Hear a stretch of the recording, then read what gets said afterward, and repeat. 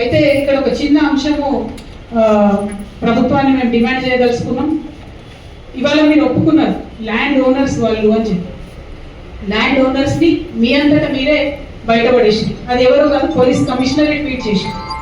మరి జనరల్గా ఎవరైనా ల్యాండ్ ఓనర్ ఉంటే ఆ ల్యాండ్ ఓనర్ ఇంటి మీదకి పోయి ఒక కబ్జాదారు ప్రయత్నం చేస్తే కబ్జాదారు మీద కేసు పెట్టాలి కదా.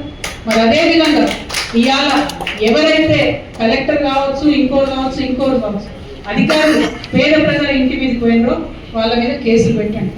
మేము పేద ప్రజల పక్షాన్ని నిలబడి కొట్లాడితే మా మీద, మా కార్యకర్తలందరి మీద 33 మంది మీదనో నిన్న కేసులు పెట్టిండు. తక్షణమే ఆ కేసులు ఎత్తారు.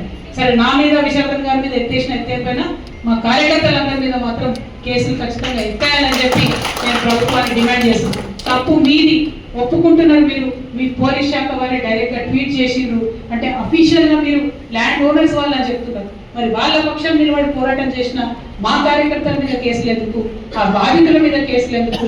మీరు అధికారుల మీద కేసులు పెట్టండి, అంతేగాని ఈ పేద ప్రజల మీద కాదు అని చెప్పి డిమాండ్ చేస్తూ మరి అనేక ప్రజా సంఘాలు, ప్రగతిశీల శక్తులు నిన్న ఇవాళ దీక్ష సందర్భంలో కూడా వచ్చి మద్దతు ఇచ్చినాయి. అనేక మంది వచ్చింది. వాళ్ళు ఒక్క రోజులే దాదాపు 100 మంది అనేక సంఘాల వాళ్ళు వచ్చి వేదిక మీద అశోక్ సార్ ఉన్నారు, ప్రసాద్ సార్ ఉన్నారు, All India Forward Bloc Eshwaraiah గారు ఉన్నారు. మరి వచ్చినటువంటి మద్దతుగా నిలబడేటువంటి అన్ని సంఘాలకు కూడా నా తరఫున మళ్ళొకసారి హృదయపూర్వకంగా కృతజ్ఞతలు తెలియజేసుకుంటూ విశాఖం గారు మాట్లాడవలసింది కోరుతున్నాను.